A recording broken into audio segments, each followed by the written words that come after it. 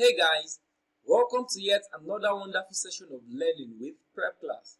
My name is Tutor Olalikon Israel, your Prep Class English tutor, and I am super excited to have you join me in today's session of learning.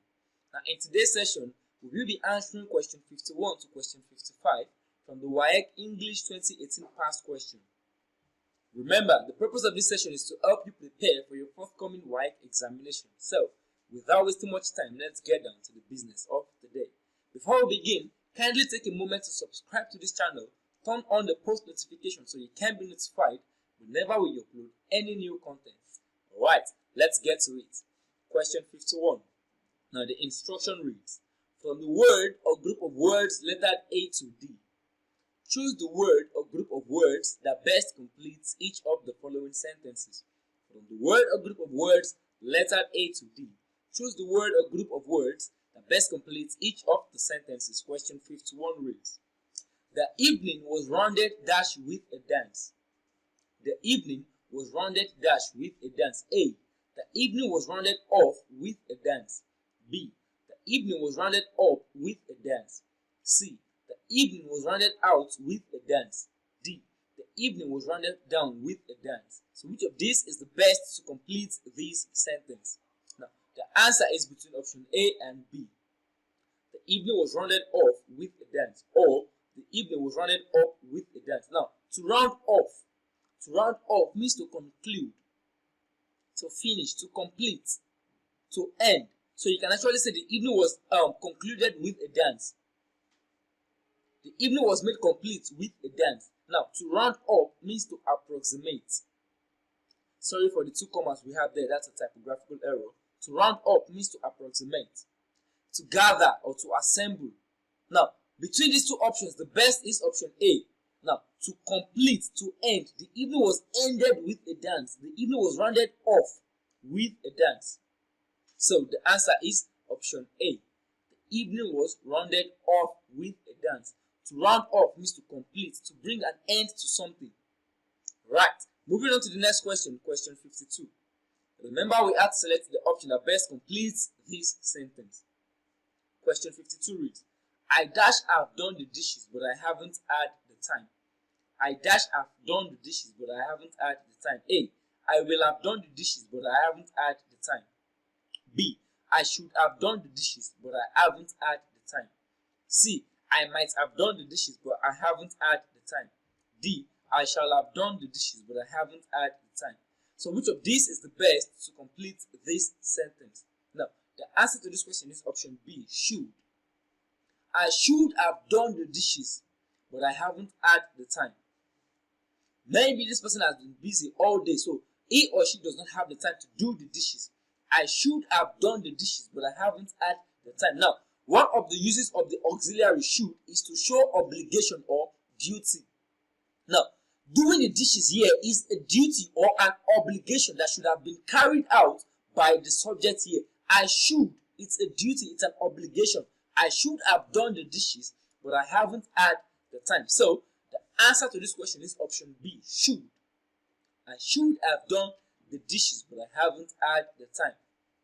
This is the best option to complete this sentence. Alright, moving on, question 53. Remember, we had selected the option that best completes this sentence. The option that best completes this sentence. Question 53 reads, I have heard all dash you said. I have heard all dash you said. A. I have heard all what you said. B. I have heard all which you said. C. I have heard all that you said. D. I have heard all whatever you said. So which of these options is the best to complete this sentence? Now, the answer to this question is option C. I have heard all that you said. What have you heard? All that you said. That points to who? You. All that you said. So I have heard all that you said. This is the best option to complete this sentence. I have heard all. All what? All that you said. Alright. Moving on to the next question, question 54. Remember, we had selected the option that best completes this sentence. Question 54 reads, life in the city is dash challenging for the lazy. Life in the city is dash challenging for the lazy. A. Life in the city is too much challenging for the lazy. B. Life in the city is so much challenging for the lazy. C. Life in the city is very much challenging for the lazy. D. Life in the city is much too challenging for the lazy. So which of these options is the best to complete this sentence? Now, the answer to this question is option D, much too. Life in the city is much too challenging for the lazy. Now, much as an intensifier modifies the adverb too. Now, too modifies the adjective challenging. Much serves as an intensifier for the adverb too. Life in the city is too challenging for the lazy. How too challenging is it? It is much too challenging to a greater extent. So, going on, we use very to show there is a higher degree of some quality. Now, it often appears in sentences with a positive meaning. Very often appears in sentences with a positive meaning. This is a very good movie. Now, this sentence has positivity attached to it. Very is often used, or it often appears in sentences with a positive meaning. That is a very good movie. My dog is always very happy to see me. On the other hand, too means there is more of the quality than you want. There is more of the quality than you want. This shows a negative idea. For example, that movie is too violent for me. It shows a negative idea. Now, very most times shows a positive meaning, while too, on the other hand, shows a negative idea. For example, now, I like spicy food. I like spicy food. That food is very spicy. That connotes a positive meaning. But when I say that food is too spicy, it connotes a negative meaning. Life in the city is much too challenging for the lazy. Being lazy is a negative thing. So too is appropriate. Now, the main difference between very and too is that using too suggests that there is some problem. When you use too, it suggests that there is some problem. Because too shows that you are getting more than what you bargained for. It is too difficult. Now, on a really hard day, you might come home and say, I am too tired to eat, so I can't go out for dinner. But on a better day, you might say, I am very tired, but I can still go out for dinner. So the difference between too and very is that too shows some kind of negativity, while very portrays positive ideas, positive meanings. So going by these explanations, the answer to this question is option D. Life in the city is much too challenging for the lazy. Now, too modifies challenging, while much modifies too. Life in the city is challenging for the lazy. How challenging? Life in the city is too challenging for the lazy. How too challenging is life in the city for the lazy? It is much too challenging for the lazy. Alright, moving on to the next question, question 55. Remember, we had to select the option that best completes this sentence. Question 55 reads, it is always dash that gets the blame. It is always dash that gets the blame. A.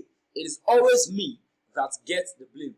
B. It is always I that gets the blame. C. It is always myself that gets the blame. D. It is always mine that gets the blame. Now, the answer to this question is option B. I. It is always I that gets the blame. Now, this is because I is a pronoun used in the subject position, and the black space we have in this sentence requires an answer that functions in the subject position. Who gets the blame? I. I is a subject pronoun. Now, when we remove it is always, and when we remove that, what we would have left would still be a correct sentence. When we remove it is always and that, what we would have is I get the blame. I get the blame always. I always get the blame. But we cannot say me always gets the blame, or me gets the blame always, or say myself gets the blame always, or myself always gets the blame, or mine gets the blame always, or mine always gets the blame. What we say is I always get the blame. I get the blame always. It is I that gets the blame. So the answer to this question is option B. Alright, and with that we've come to the end of this wonderful session. Please do not forget to subscribe to this channel. If you enjoyed this video, click on the like button. Do not forget to drop your questions in the comment section. Do not forget to share this content with your friends and loved ones. Thank you for your time. Enjoy the rest of your